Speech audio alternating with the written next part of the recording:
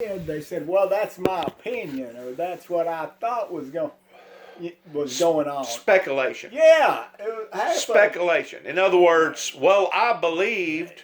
I believe he was thinking this. Yeah. Well, you don't know what anybody's thinking. No. But once more, I think what the problem is that Trump left the Senate out of the decision-making process towards holding back that aid. And like I said a while ago, Really? it's not so much what he done, but how that he went about doing it. But the Well- thing about it is, like you was talking about, that's the whole primary purpose for us hiring him and putting him into Yeah. power Well, was so that he would drain the swamp.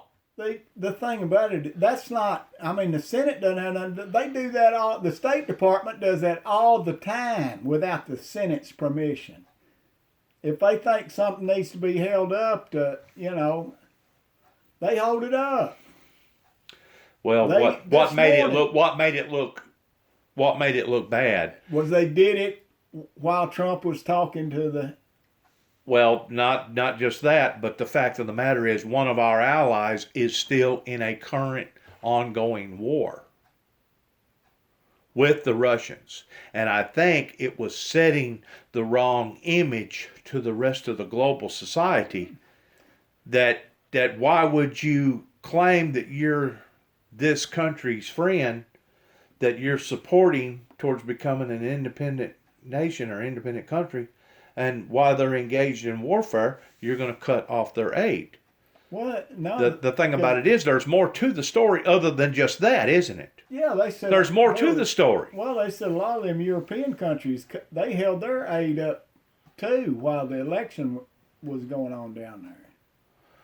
Well, I know this. Whenever I was working for big body shops, not your smaller body shops necessarily, but your bigger body shops, whenever they lose an estimator, just an estimator, and some of them will have 2 or 3, 4 or 5 estimators in a body shop, depending upon where you're at. But once they lose an estimator, State Farm, Farm Bureau, Allstate, Farmers, whoever their predominant carrier is in that city, will back off from that body shop, and they'll take a lot of their work and start putting it over here to 2 or 3 other body shops until they figure out where they can land, because this body shop has lost now an estimator, and because they're unfamiliar with the waters, they'll back off long enough to figure out, well, who did they hire in replace of that guy, and does that guy know how the circuit works? And sometimes they'll stay away from that predominant body shop 60, 90, maybe up to 6 months before they regain an established relationship with that same body shop to be able to start feeding them a lot of work. And it's common sense. I mean, if you're dealing with unfamiliar territory, if you're dealing with unfamiliar people that you've never dealt with before, sometimes it's best to back up and kind of refluctuate and say, well, let's just see what's going to become of all this. And I'm sure, in a way, that was probably what Trump was thinking in holding back that aid because of that new rival that was coming, or not the new rival, but the new leader, the new president of the Ukrainian government. And I'm sure that there was some doubt, some friction, some uncertainty there. And because it was uncertainty there, rather than to dish out $390 million, which isn't chump change at all, rather than just dish it out, well, let's kind of hold on to this. Let's kind of sit on this for a while and see what's going to become of all this. And I don't think it really really hit the hot seat until after it bounced back, and then the media got a hold of it. Once the media got a hold of it, it just turned into a free for all then. Oh yeah, and then the media. That's the thing. After Schiff's big crap, all the media just, Adam Schiff was so eloquent. He was so great. It's such an emotional plea and all that. That idiot. Did you think at one time he was going to start crying? Yeah. That goofy bastard. It was a show, man. That's what I'm telling you. It's not a trial. A real trial's going to have lawyers in there, and you're going to be appealing, and the judge is going to be saying this and saying that, and you're going to be bringing out this evidence and that evidence and this testimony and that testimony. I'm going to tell you the thing about it. The Democrats have gotten so bad that during the last couple of Saturday Night Lives, normally Saturday Night Live, they've turned out to be the brunt of the joke. They turned on the Democrats. That's how bad they've got. Because usually the butt of the joke. Yeah, because usually, Saturday Night Live, all they're going to do is bash Trump. But man, that last couple, they got on. They had that one guy, he was Adam Schiff, he was standing up there talking. Yeah. He's kind of goggle-eyed. Bug-eyed. Bug-eyed, goggle-eyed anyway. God, I don't know if it's because he done so much studying or maybe he was born that way. I don't know, but he looks like he's demented. He is Google-eyed, isn't he? I mean, he's not cross-eyed or nothing, but he is Google-eyed, isn't he? And they had another one dressed up like Jerry Nadler, all fat and waddly like a penguin. And I forget who it is that plays Nancy Pelosi, but God, they were funny. I was proud to see them. Because that's the thing, Saturday Night Live, like I said, usually they just bash Trump. But I like it when they bash everybody. Well, it's turned out to be a free-for-all. Well, it's a mudslinging contest. Yeah, the only hope we've got. It's a mudslinging contest. See who can throw the most mud on the other person the most. The only hope we've got, and they're trying now, it's going through state legislatures to call for a constitutional convention. What does that mean? To change the Constitution. And the reason, a Constitution Convention? A Constitutional Convention. There's only two ways to call a Constitutional Convention. Congress can call one. Okay. Which they're not going to call one to deal with term limits. Term limits or gun rights, either one, because those are very sensitive areas that could cost them their seat. Well, but anyway, you see what's going on with the gun rights, right? I mean, there was one or two. Yeah, they're not going to change the dang Constitution as far as gun rights. Not the Fourth Amendment, huh? No, what they're wanting to do is term limits. Right. And they're going through, I forget how many state legislatures have already approved it, but they're trying to get enough. Well, don't you kind of think that needs to be done that way? Hell yes. Because once the president can't serve but 2 terms, why can the Senate and Congress and state Senate and Congress just get in there and just live? Yeah. Just turn it into a career because it becomes stagnant to the point that just old school ways are not evolving. They're not mature towards understanding what things is doing today. The thing about it, they get in there and they're more interested in getting reelected than they are in doing something. For the people. Let me have a couple of those nuts. I mean, that's the thing. Do you get upset whenever you're watching TV pertaining to all this charade going on? Yeah, I usually just turn the channel. I mean, do you ever get so upset that you feel like throwing something at the TV? No. Have you ever thrown anything at the TV? No. Throw something at these TVs, you'll bust the damn thing. Well, back years ago, you probably did. But,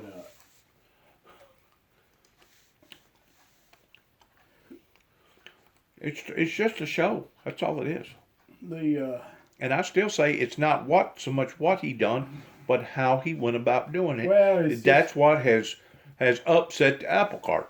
Well, the whole deal was that everything right in there, it was kind of like a celestial alignment. Everything kind of fell into line there that lined everything up against Trump. And the Dems, they've been looking for something ever since he was elected. They've been trying. That's why they've had investigation after investigation up there They're not investigating a crime. They're looking for a crime. And the thing is, shifts people, and you know the up there when they change administrations, there's a certain amount of people up there that don't change. You know, there's certain White House staffers that they were there during Obama, they were there during George Bush, and they're still there during Trump. Sure. And because that is their livelihood. yeah, and you can't afford to replace everybody in there because then you'll get a bunch that don't know nothing about nothing. Right. And that's who they're going to. Those permanent staffers are the ones that they're going to find their whistleblowers and their leaks and. Right. But hadn't it turned into a mudslinging contest? No, yeah, but like I said, there's no way that Nancy Pelosi needs to be in there for 30-something years. And Mitch McConnell's same way. He don't need to be in there for all them damn years. How long's he been in there? Long time. You don't get to be the Senate Majority Leader. Yeah. Just at a whim, do you?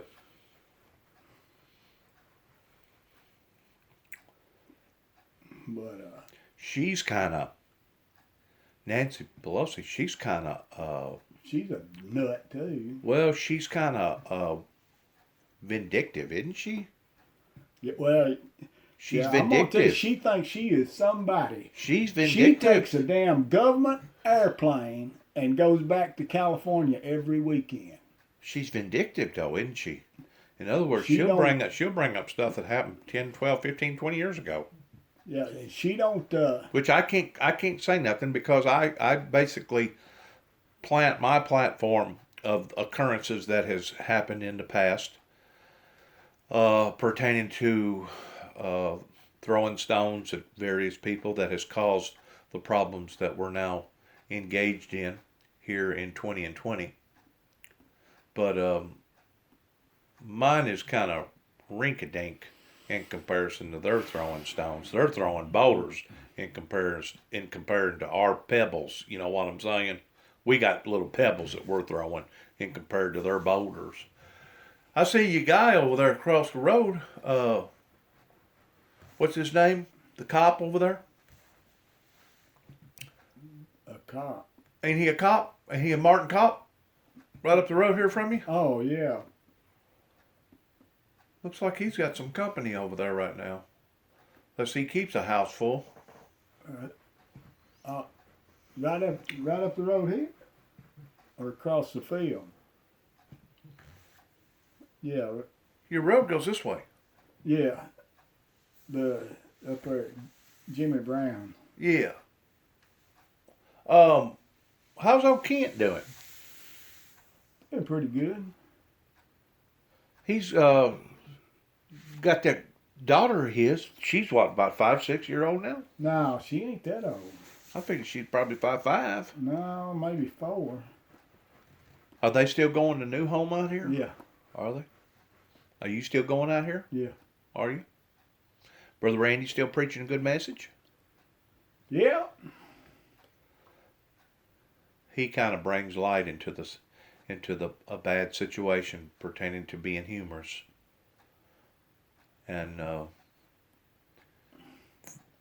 you know, the Bible says that a good laugh is worth a dose of medicine. Just to be able to get up there and just kind of chill things out a little bit. You know what I'm saying? Randy's always been good with people. I guess he gave up that job over at Greenfield, didn't he? Retired. Oh, is that what he done? 30 years. What was he? Had something to do with services, didn't he? Well, I guess what you'd call it is the comptroller. He was the guy there at the office that collected all the taxes, and the city took care of the city revenue, and But didn't he have something to do with the utilities there in Greenfield too? collected all the utilities. Uh-huh. He was the tax collector, whatever. For 30 years. And he lives in Greenfield too, right? Yeah. Yeah, he lives there. Well, and he's got a bunch of rental houses down there too, and In a Greenfield? storage, and and a storage unit. I knew you had a storage unit. He don't mind helping you if you're in a bad bind. Well, that's what your preacher's supposed to do. He'll reach in his pocket and he'll help you real quick. If he knows that you're really sincere about the problem that you're going through. Yeah, that's. He's good-hearted. He's a good-hearted guy. Yeah, well, he took me to Memphis last week when I had to go down there to the. He did. I had to go down there to the prosthetic place. Did you check out okay? Yeah, well, hopefully I got to go the 20th of February, and I hope they'll have my prosthetic done. They're supposed to have it done then. Your results? No, my hook. Oh, your hook. Well, I'm sure sorry that happened to you, Tony.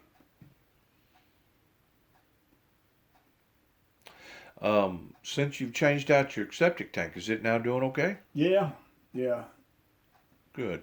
Well, at least it's not bubbling up out of the ground anymore. Mr. Miles cut you a good deal on that, didn't he? Yeah. Well, he put it in for nothing. I know. The septic tank people, the guys that manufacture these plastic septic tanks, Right. and then they use some kind of plastic fill line too. Right. That was kind of an experimental thing for him. Yeah, and Is these big chunks of concrete out here? Is that part of the old? that's the old foundation for the house that was here. Because you see, when he dug it out, he had to break that up. Really? Man, that's thick, ain't it? Well, that was the foundation for the house that was here. It looks like it's about 18, 20 inches thick, don't it? Well, that's what a standard foundation is, 18 inches. Is it really? Yeah, he'd take his backhoe then and crack all that stuff up in, didn't he? Yeah. Well, they had to have the backhoe anyway. They put that field line way down in the ground. Yeah. That field line probably goes down about, what, 2.5, 3 foot? No, it's down about 6 or 7 foot. It's down in there. It is. Yeah, you got to put that way down in the ground. That ain't what they used to do back years ago. Well, yeah, there's a lot of things they did back years ago that they don't allow now. Oh, well, that's the deal, huh? You can't put it that close to the dang surface. They're too frail. Well, who are you going with this year? You going with the Chiefs or going with the 49ers? Neither one. I don't watch NFL football. Come on now.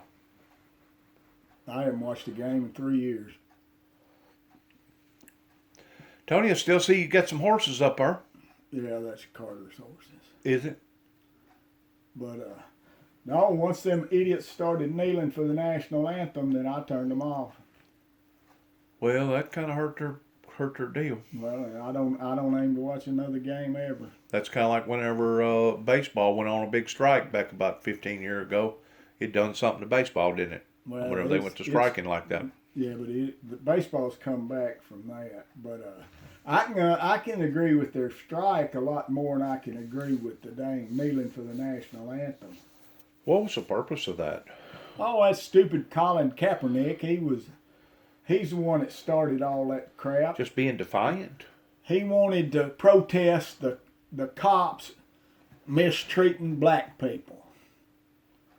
That's what it amounted to. And the thing about it, he's a half black and was raised by a white family and had privilege his whole life. He never knew what it was to live in the ghetto or anything. I didn't know that. Goofy bastard. I didn't know that. It ended up making him a dang. Look like an idiot? Well, it made him to the point. It got him to the point that no team wanted to touch him. Really? It backfired on him. Really? And of course, some of them like. And he should have had. It should have backfired on him. The thing that gripes me about it is that the football commissioner and the owners and the other players could have stopped that crap On the front end. right as soon as it happened. On the front end. Right. Before it ever evolved. The only one, if I went back to watching football, the only one I'd watch is the Cowboys. What do you think would have happened if you'd have been in another country and done something like that? Well, the thing about it, It wouldn't have mattered if you'd have been in Brazil, a good soccer player, and you'd have done something against their formalities over there in Brazil. How much longer do you think you'd have been playing in the soccer team over in Brazil if you'd have done something like that? Colin Kaepernick is no longer playing, and he had a big deal about it. He was all, whining. So he had him a dang tryout here last November. He was going, he got 15 teams to send a representative. Of course, I think the main reason that so many teams sent representatives. Well, that's college right there. Yeah, You're looking at right now, right? This is the Senior Bowl. Who is that? The Gators and who else? Well, everybody. There's LSU, the Gators. They got Texas. This is the Senior Bowl. They take all-stars from all the colleges and they play. Who's ever heard of such? Well, they have them every year. Why would you do that for? NFL scouts. Huh? Really? Mm-hmm. So it puts them on display. Yeah. Really?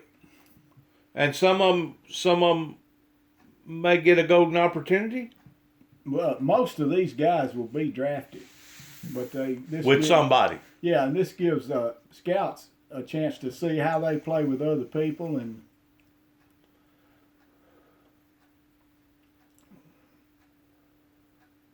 put them in the big league. Yeah. Put them in a mixed bag. Back years ago, they used to have 2 or 3 of these Senior Bowls.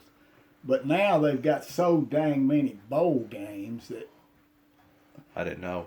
I don't keep up with all that. Yeah, they used to have... I know when I was a kid, they had the Blue-Gray Bowl every year on Christmas Day.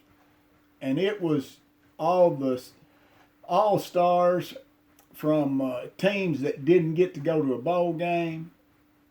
And it was in Montgomery, Alabama every year. Huh. And they'd take them down there, and that was their bowl game, so to speak. Right. But I haven't watched a NASCAR race, a whole out-and-out race, probably since I left Florida in 2006. So it's been 15 years almost since I've actually... And I used to keep up with NASCAR. I mean, I didn't watch as many last year. I used to keep up with NASCAR, and for some reason, I've lost interest in it. Yeah, I know last year, I didn't... Year before last, I watched about every race, and then last year, I bet I didn't watch 4 or 5. I mean, I'll hit and miss towards seeing some sort of a big event that happened, towards watching them run around the track maybe 6, 7, 8, 10 times. But as far as me actually getting involved in watching the game, I mean, watching the race, I haven't done that in years. I don't know. I'll probably watch most of Daytona next month, but whenever they start their season, they crank it up down there at Homestead, don't they? Daytona Beach. Is it Daytona? They end it in Homestead. Yeah. They start it in Daytona and they end it in Homestead. That's right. Yeah. Do they still have a big following like they always have had? Yeah, crap, yeah. Is it really? In other words, to go to a NASCAR race, it's probably, what, over $100 now a ticket? Yeah, I don't know how much it is for the ticket. Bad thing is that, like a lot of them, like when they have that deal at Bristol, you got to have a dang motel reservation. You better have one now if you're going to Bristol when they have that race, Bristol, Tennessee? 'Cause either that or an RV to where you can pull in there to the RV park.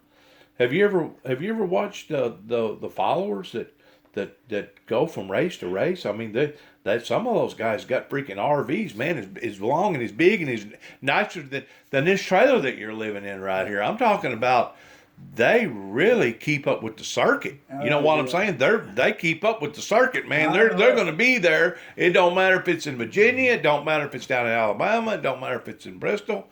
It don't matter if it's Daytona. It don't matter if it's out in Vegas. I mean, they follow the circuit. I know. I could have enough money to do all that? You got to have some bucks. You got to be retired, and you got to have a business or something to be able to do that. Yeah, they'll have them big RVs and have them a deal up on top of it where they sit up there and with their big goggles and stuff and cameras and stuff. Oh yeah. But I mean, it's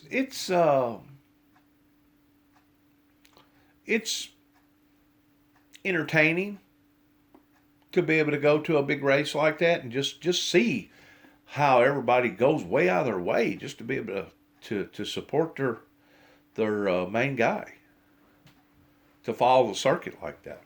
Boy, and I tell you what, they get ill. Like if one of them other drivers cuts their driver off or something, they get mad as hell.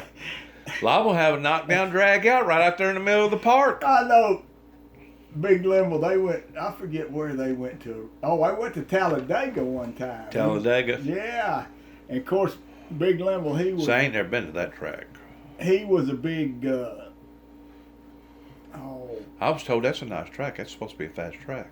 Well, yeah, that's one of the restrictor plate races.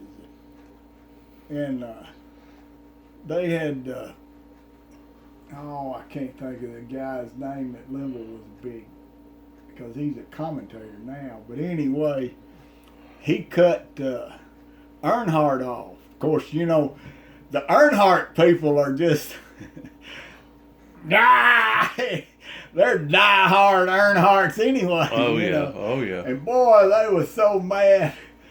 And, of course, they was mad at everybody that was a fan of the guy. And he was coming out, and they said, "Who are you a fan for?" He said, "Oh, Sterling Marlin." He wouldn't tell him, because nobody hates Sterling Marlin. Getting back on this situation down the road here, do you got any idea who it is? You said he was from, Korea? Thailand, I think. Thailand. Shelling out the big bucks for, I guess, Tyson? I mean, that's all. Well, around here, he'd be Tyson. From the looks of it, they're going to put up 8 coops. 8 long coops. Like I said, they got one on the other side between Greenfield and Rutherford. Well, I think it's only got 4 coops. Well, this guy here is going to have 8 coops. In other words, it's going to be twice the size of what that one is over there on the other side of Etheridge Levee towards raising up all them chickens. And, of course, they got one going towards, going on the other side of Mason Hall, going towards Trimble on the right-hand side. They got coops everywhere. Well, they got coops everywhere. They have to keep that plant going over there. And I guess Tyson, they really sell a lot of chickens, don't they? I guess. Hell, go to Walmart and look. Yeah. Everything in there is Tyson. Oh, yeah. Oh, yeah. But he's done, you think he's done spent probably well over $1 million on that project over? I wouldn't doubt it. I mean, you look at how much dirt. So all that was rolling hills. They took it and made it because they had to build up. And I'm talking about, it's, from the looks of it, whoever done it right, because, I mean, it's just completely, totally flat. Whenever I first looked at it, it's like, man, they're going to build a freaking airport out here or something? Yeah, I mean, because it was perfect. I mean, perfect. Because that was all rolling hills back through there. Somebody put some big equipment out there and moved a lot of dirt around right there, didn't they? They've been working up there all year, hadn't it? But all last year. Almost a whole year. Almost a whole year just in dirt work. Because them log trucks, they ran out of there all summer long. They did. I hate to see them clear cut like that, man. Whenever they get in there and clear cut all the timber like that, I hate to see them do that because that disturbs the ground. Well, what disturbing the ground is the least of the worries up there. Hey. Well, howdy. Hey, we're headed to Paducah. Do you need anything? Paducah, Paducah, Paducah, No, Kentucky. not from there. All right. We'll see you later. Hey, be careful up there in Kentucky. We will. Who in the world was that? My ex-wife. Really? And that was your boy? Yeah. Your youngest one? Where's she live at now? Up there by Gardner. You know where all that project is there in that creek bottom? Yeah. Yeah. I just remember your first wife. I don't remember her. Well, we wasn't married that long, really. I didn't. Remember whenever you used to have all those cowboy parties out here? Yeah. Remember you had all the UT college group come out here? And all the big parties and stuff? Yeah. Mike Wilson swears that he ain't never been over here to your place. I said, that's a lie. I've seen you many times out here drinking and carousing around with the rest of them before he ever becomes sheriff. He ain't going to admit to it. You know that. If I'm not mistaken, I've actually passed a joint with him. I don't know whether he's ever done that or not. Pretty sure I have. Now I may be mistaken, but I know at one time. I've been sitting around drinking beer with him a lot of times. Yeah. And of course his brother, one that run Cadillacs for years and years and years. What was his name? Rick. Rick. He was a veteran, wasn't he? He was in the Vietnam War, wasn't he? Yeah. He was a badass too. Was he really?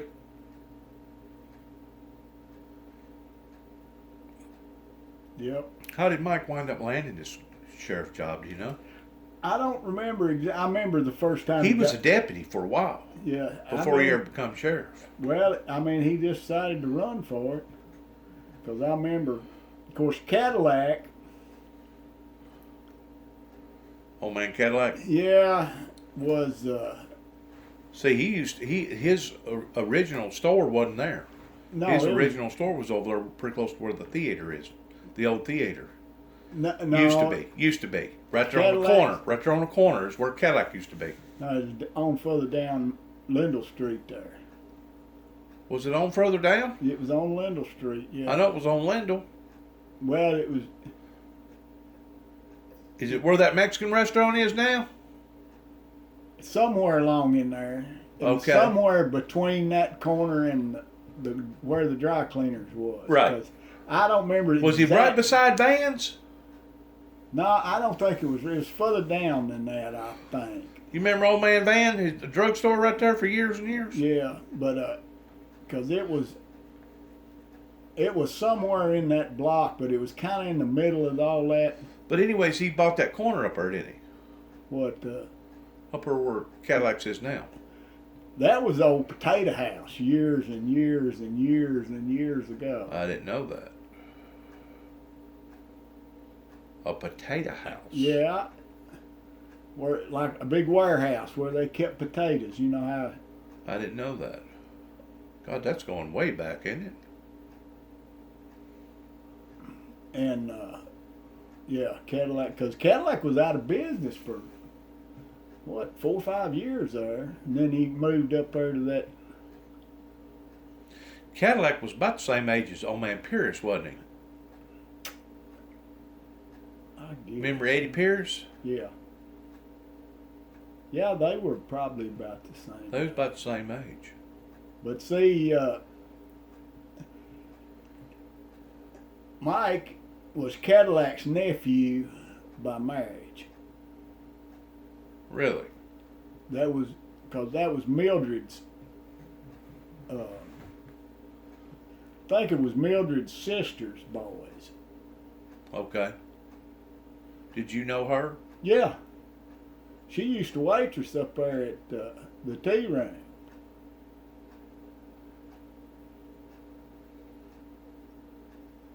Have you ever been over there where Mike lives? No. Over towards McKenzie? What area is that? A lot of Mennonites and stuff live over there. On the other side of Gleason, in between Gleason and McKenzie. I don't know. It's over there towards Christmasville, ain't it? Yeah. Yeah. No, I never been over to his house, but I bet he's got a heck of a mansion over there now. You know what? probably does. I mean, My God, talk about people that's been in the seat for a long time. He's been in power for what? 9 terms? 33, 34 years, something like that? long time. But now that's one thing I can see putting law enforcement people in there time after time if they do a good job. But now even then, sometimes